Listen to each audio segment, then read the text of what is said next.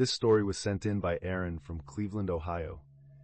I used to work evenings at a little print shop on the west side, one of those places stuck between a laundromat and a chiropractor's office in a strip mall that always felt a little too empty after 10 at night. My shift usually ran late, and on busy days, I wouldn't lock up until around 12:30 in the morning. By that point, I was tired in that dull, buzzing way where everything feels slowed down. I'd be thinking more about what leftovers I had at home than anything happening around me. It was early spring, still cold enough for my breath to fog when I walked outside. The parking lot wasn't big, maybe 20 spaces, but only a couple of the lights worked. The rest flickered or stayed dead, leaving long stretches of darkness where the asphalt just disappeared. I always parked under one of the working lights, partly out of habit and partly because I'd had my catalytic converter stolen the year before and wasn't eager to repeat the experience. That night, I stepped out with my backpack over one shoulder and my keys already in my hand. Everything seemed normal at first. The laundromat was dark. The chiropractor's office was dark. My car sat where I left it, a little silver hatchback under a patch of yellowish light. But off to the far corner, well outside the lit area, I noticed an old sedan parked by itself. It wasn't unusual for cars to be left overnight. The laundromat had a few regulars who'd crash in their vehicles, but something about this one made me slow down. The driver's door was cracked open just an inch. Not enough to swing on its own, but just wide enough to keep it from clicking shut. It was such a specific detail that my brain registered it before I really thought about it. Like someone had opened the door to get out, then changed their mind at the last second. I told myself it was nothing. Maybe the latch was broken. Maybe someone had gone inside one of the closed shops for some reason. Maybe I was just tired and noticing things that didn't matter.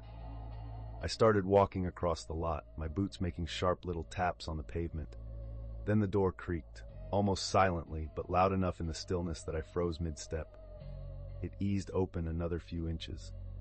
A man stepped halfway out. He didn't straighten all the way.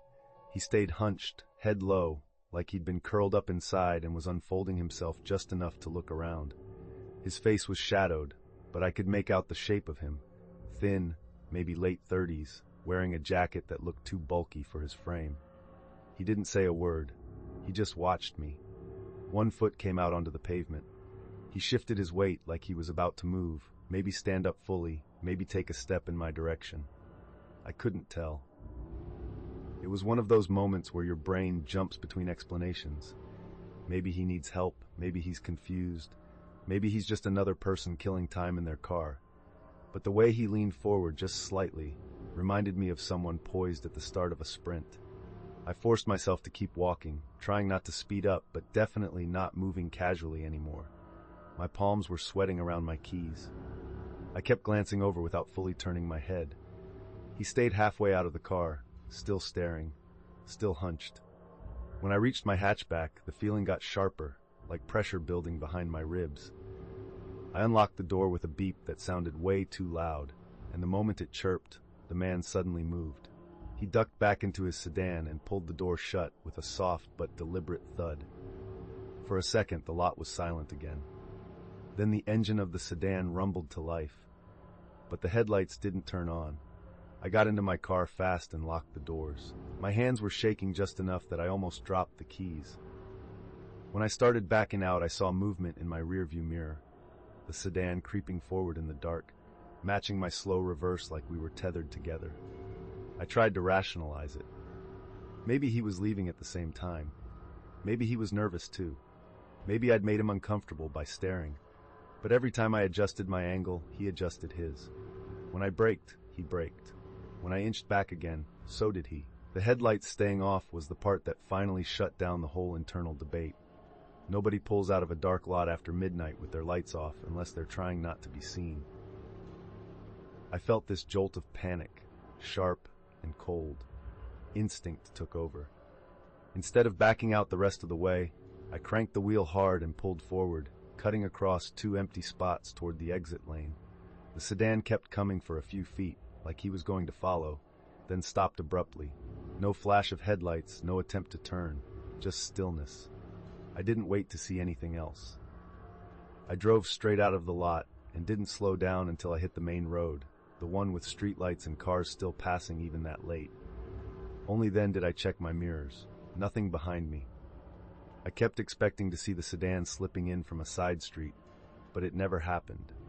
I drove home with my shoulders tight and my jaw locked, and even after I parked in my apartment's lot, I sat there for a full minute making sure no headlights appeared. I didn't call the police.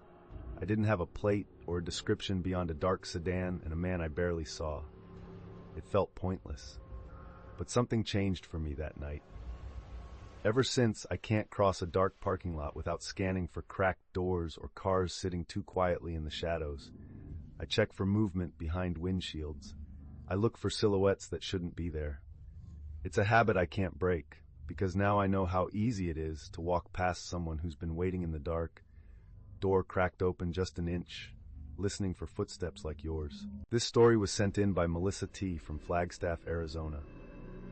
It happened a couple of years ago, back when I was working evenings at a small clothing store just outside downtown Flagstaff. We weren't a busy place, especially on weeknights, and by late fall the nights got chilly enough that foot traffic dropped off almost entirely after 10. I didn't mind closing shifts, though. I liked the quiet, and I liked being able to control how the store looked before locking up. It gave me a sense of routine at a time in my life when I didn't have much of one.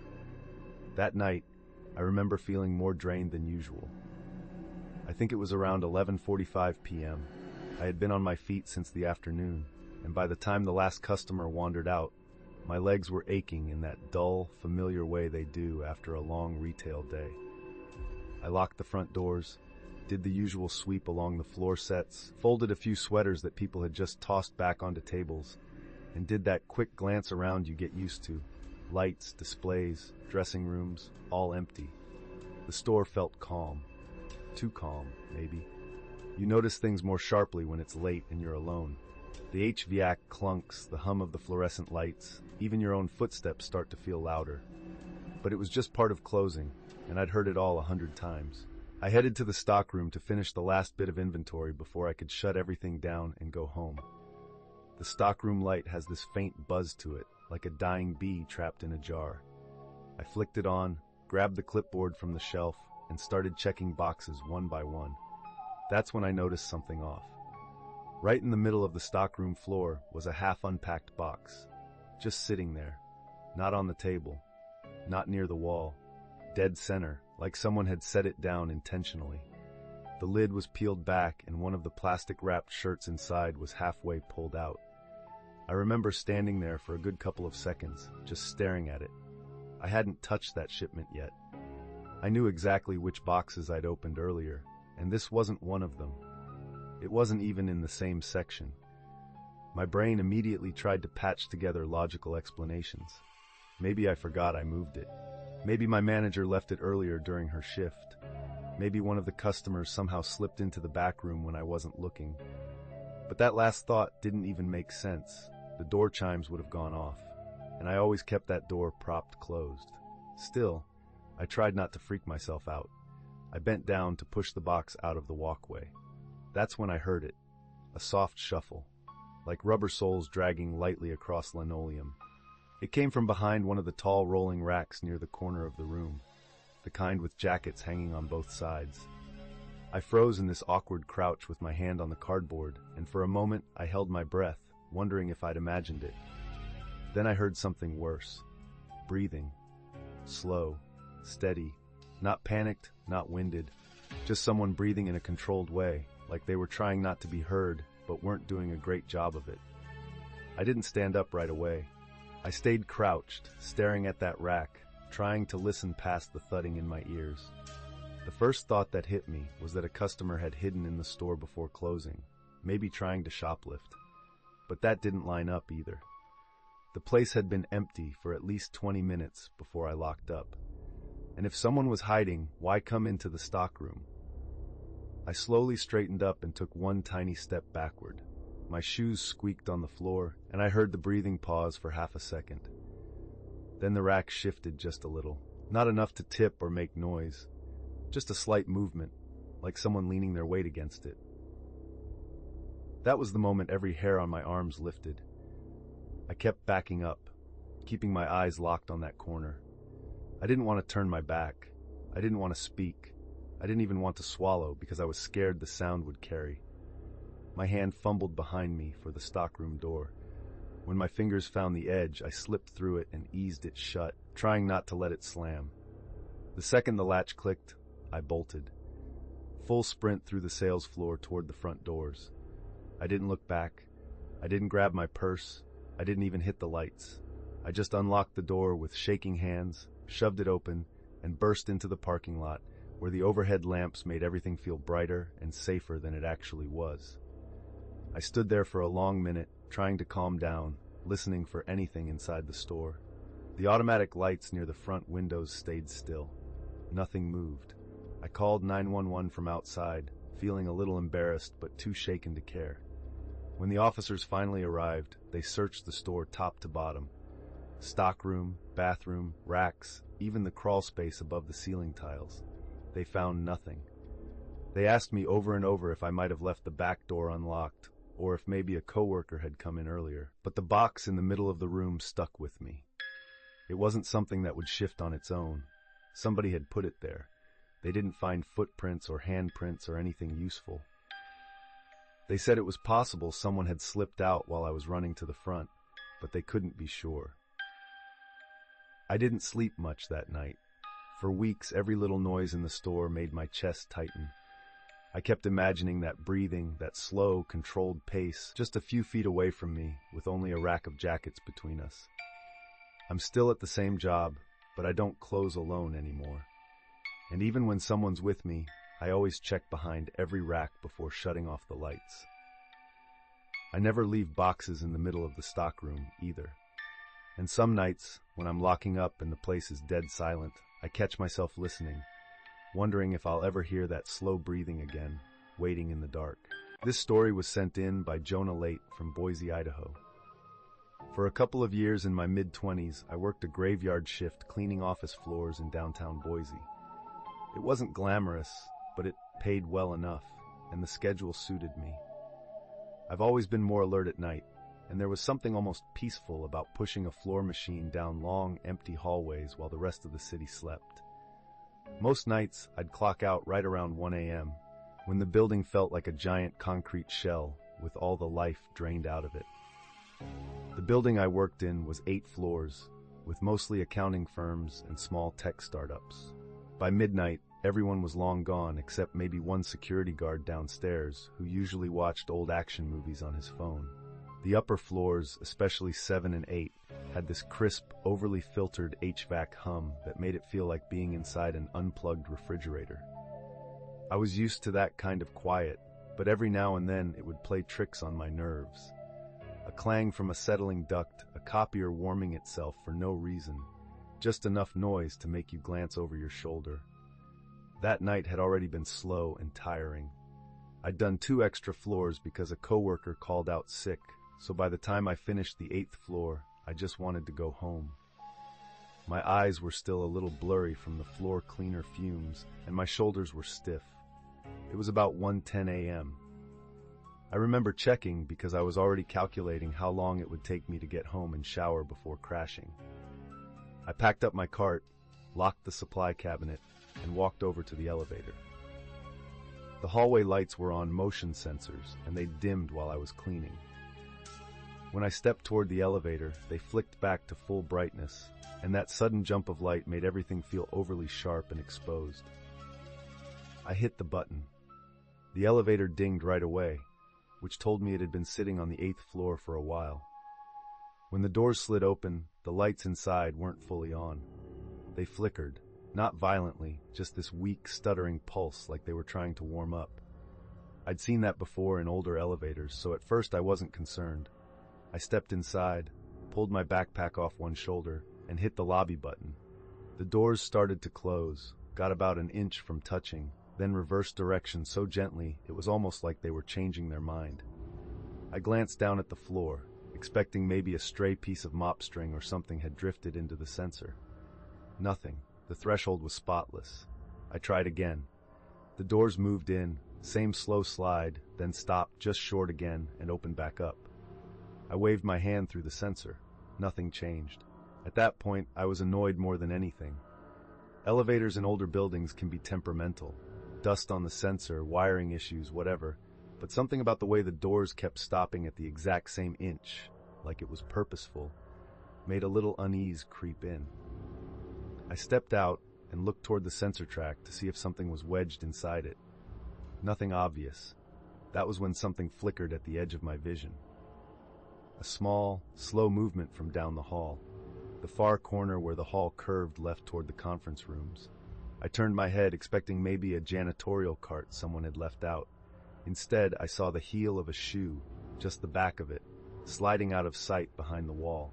Not fast, not startled. More like whoever it belonged to was pulling their foot back at a deliberate, almost careful pace. My first thought was that it was a security guard messing with me. But the guard on duty that night was a heavyset guy who never came upstairs unless he had to. And the shoe I saw looked like a dress shoe. Black, shiny, like what people wear to meetings. Nobody dressed like that was still supposed to be there. I stood completely still, listening. I couldn't hear footsteps, couldn't hear breathing. All I heard was the air system, the same steady hum as always.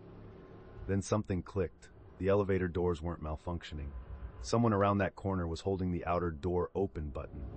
On those older elevators, the outside panel had a rubber-covered button you could press to keep the doors from closing while you moved something in or out. It didn't make sense. There was nothing in the hall. No cleaning carts besides mine. No delivery bins. No reason for someone to be hiding around the corner and holding that button. I backed away from the elevator, trying not to make noise. My brain was already jumping through explanations.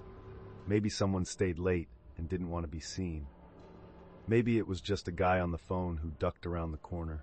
Maybe he didn't even realize he was pressing the outer button. But none of those explanations fit with the way that shoe disappeared. Slow, careful, like whoever it was didn't want me to know they were there. I thought about calling out, asking if someone needed the elevator. But something in my gut tightened at the idea. Conversations at 1 a.m. in empty buildings rarely lead anywhere good. I hesitated one more second, then turned toward the stairwell. The metal crash bar felt ice cold under my hand. I pushed it open and slipped inside. As the door closed behind me, I heard the faintest clunk from the hallway, like someone shifting their weight. Not a footstep exactly, more like a shoe tapping once against the floor. I didn't wait to decipher it. I hurried down the stairs, forcing myself not to run, but unable to stop glancing through the gaps in the railing as I descended. Every sound echoed, my breathing, the slap of my soles on concrete, the mechanical groan of the building settling. When I reached the lobby, the security guard looked up from his phone. He didn't notice anything off about me, which told me I was holding everything in pretty well. But I didn't mention what happened. Something about saying it out loud felt like it would make it worse. Like I didn't want to admit that for those few moments on the 8th floor, I wasn't alone. I don't know who was up there. I don't know why they were hiding or why they were holding the elevator door. I only know that whoever it was didn't want to be seen and didn't want me to leave that floor just yet. After that night, I stopped using elevators entirely when I worked late. 8 flights of stairs every shift was better than wondering who might be waiting just out of sight, holding a button, trying to keep the doors from closing. Even now, years later, if I'm in a building after dark and an elevator door hesitates for even a second, I take the stairs without thinking. And I never, ever look too long down an empty hallway. This story was sent in by Nora from Bend, Oregon. I used to work evenings at a small cafe on the west side of Bend, the kind of place that pulled in a steady flow of skiers in winter and campers in summer. My shifts usually ran late, and on weeknights, I was the one responsible for locking up. I didn't mind the quiet. I'm one of those people who stays calmer when I'm doing something repetitive, like wiping counters or stacking chairs. Closing up at midnight became a routine I barely thought about. The cafe had these huge front windows that looked out onto a small stretch of sidewalk and a couple of street lamps. At night, those windows acted like mirrors. I always saved them for last because once the lights inside were dimmed and the reflections got strong, it felt like I was watching myself more than the street. It was early spring the night this happened, somewhere around 12:15 a.m. I remember because I'd checked the clock, hoping I could still catch a late-night grocery run on my way home. The cafe was warm, but the air outside looked cold enough to frost over the patio chairs. The street was completely empty. I was cleaning one of the front windows, using long strokes of the squeegee. That's when I noticed something shift in the reflection behind me. At first it looked like a tall, hooded shape standing near the back of the cafe. I thought maybe it was just the way my shadow stretched across the glass, but when I leaned a little to the side, the shape didn't move with me. It stayed perfectly still. I turned around fast, expecting to see someone standing there, but the cafe was empty. Just chairs stacked on tables, the espresso machine humming softly, the exit sign glowing red over the main door. When I looked back at the window, I saw something that made my stomach tighten. My reflection wasn't matching me. I'd already turned around fully, but in the glass, it was like I was only halfway through the movement, like the reflection was catching up a beat late. As it completed the turn, I didn't see the hooded shape anymore, but the delay was so wrong it sent a jolt through me. My first thought was that I was overtired and just misreading it. I told myself it could have been the lighting or the glare or whatever else made sense. But a weight settled in my chest anyway, that feeling you get when instinct quietly taps you on the shoulder.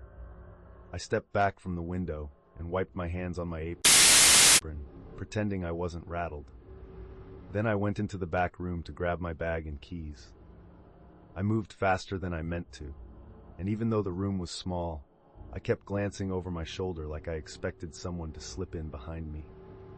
When I came back out, I heard the front door rattle. It wasn't loud, just a short, sharp shake, like someone testing the handle. I froze, listening. A few seconds passed, and then it happened again, this time slower, like whoever it was wanted to see how much give the door had. The lights were still on, and the thought of whoever was outside being able to see me made my skin prickle. I crouched behind the counter and stayed still. I didn't want to call out. I didn't want to move. I just listened. Whoever it was didn't knock. They didn't call out. They didn't try the door again. The only sound in the cafe was the little refrigerator under the counter buzzing on and off, which somehow made the silence even worse. After a full minute of nothing, I risked peeking over the counter, just enough to see the front door. There was no one there. The sidewalk outside looked empty. The street lamps flickered a bit like they always did, but that was it. I didn't go back for anything else. I slipped into the employee hallway and pushed out through the back exit into the parking lot. The cold air hit me hard. I kept my head down and walked straight to my car without looking toward the street-facing windows. I didn't want to know if anything was standing there watching. When I got home, I tried to replay the night in a way that made sense. Maybe someone had been wandering around late and saw the lights on. Maybe they were drunk and pulled on the door out of curiosity. Maybe the reflection thing was just my eyes playing tricks after a long shift. I wanted to believe all that. But even now, I still remember the exact timing of those movements in the window. How wrong that hesitation looked, like someone standing just behind my shoulder had taken an extra moment to follow. I kept working at the cafe for another few months, but I never again felt fully comfortable closing at night. I started checking every reflection twice, especially when I was the last one there. If anything looked even slightly off, I'd shut down faster than usual. And I always made sure the back exit was clear before I turned off the lights. It's been a couple of years since then, but whenever I pass by a big window at night and see myself looking back, I still get that same flicker of unease, like I'm waiting to catch something in the glass that shouldn't be there. This story was sent in by Caleb R. from Savannah, Georgia. I was working security at a small office complex on the outskirts of Savannah, the kind of place where every building looked like it had been built in the late 90s and never updated. My shift usually ran from 6 p.m. to 2 a.m., and most nights were mind-numbingly quiet. I'd walk the same routes, check the same locked doors, and pace the same carpeted hallways that smelled faintly like old coffee and printer toner. The motion lights in those halls were supposed to save energy by staying off until someone walked through. But at that hour, they almost never came on for anyone but me. That night had started like any other. It was a little after 1 in the morning, which was usually when I did my slow final sweep. I remember feeling tired enough that I'd been counting the hours since my last real meal. The building's AC had been running colder than usual, and the air felt dry. I rubbed my hands together as I walked, more out of habit than anything, just trying to stay alert. The central junction, a four-way meeting point where all the hallways branched off, was the spot where I always paused to check the cameras through my phone app. I stood there for maybe 10 seconds, scrolling through grainy feeds, when the motion light at the very end of the east hallway flicked on. It was far down, probably a good 40 yards away, so the glow looked faint at first, like the hallway had exhaled. That wasn't unheard of. Sometimes an employee would stay late and forget to tell us. I figured it was just someone finishing up paperwork. I even remember thinking I should keep my footsteps quieter so I didn't startle whoever it was. I started walking toward the east hall, my boots sinking softly into the carpet. The air always felt still back there. Colder, too, since the vents ran stronger in that wing. Halfway there, I heard a soft scrape. Not loud, not dramatic, just a subtle shifting sound, like someone adjusting their stance or sliding a shoe. I stopped and waited, listening. Silence. I told myself it could have been anything. Carpet fibers rubbing, the building settling, even my radio bumping against my belt. It was late, and your brain plays little tricks when you're alone enough nights in a row. I called out, just in case. Security doing final rounds. My voice echoed down the hall, warping a little, as if the space was slightly bigger than I remembered. No answer. I took a slow breath and kept moving. I was maybe 15 feet from the end of the hallway when a light behind me clicked on. It was the one I'd walked past not even 2 minutes earlier. I turned quickly, expecting to see someone. Maybe a coworker, maybe my shift lead wanting to surprise me. But the hallway remained empty, all the way back to the junction, one long strip of dead quiet carpeting. For a moment I just stood there, trying to reason it out. Those sensors could be oversensitive. A moth could set one off if it flew high enough. At least that's what I'd been told. But then the light farther down behind that one flicked on too. A moment later, one to the right lit up in a different hallway, and then the first one in the east hall turned off as if something had moved away from it. It felt like the lights were mapping out a path I couldn't see.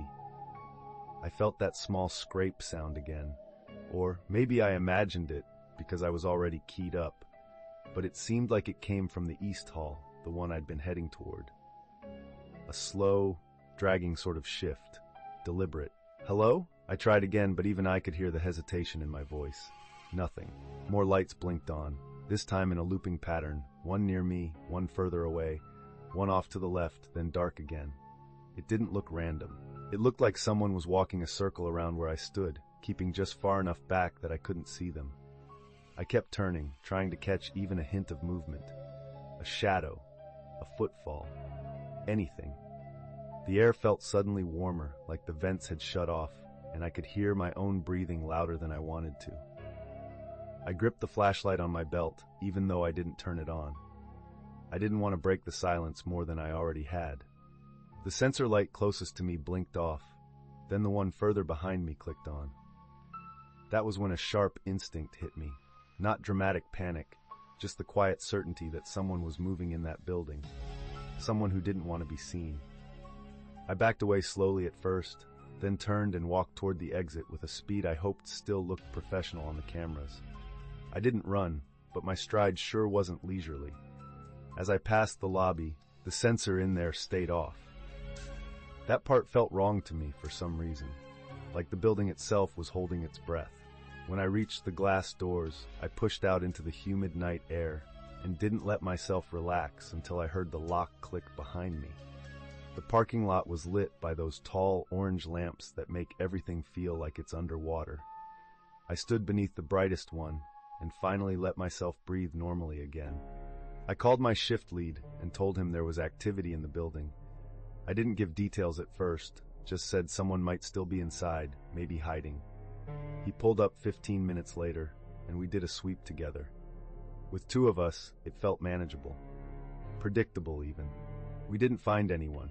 No signs of forced entry. No doors propped open. Nothing out of place. But every hallway we walked through had lights that switched off right as we approached and on again behind us, like the sensors were lagging or confused. He shrugged it off. I didn't. I finished the shift, but I didn't step back into the building alone for the rest of the night. And after that, I never trusted those motion lights again. There's something unsettling about a hallway staying dark until the exact moment you pass by, like it's waiting for you. Or worse, like it already reacted to something else you didn't notice. Even now, whenever a motion light clicks on in an empty space, I feel that same quiet chill, wondering what set it off before I stepped into view.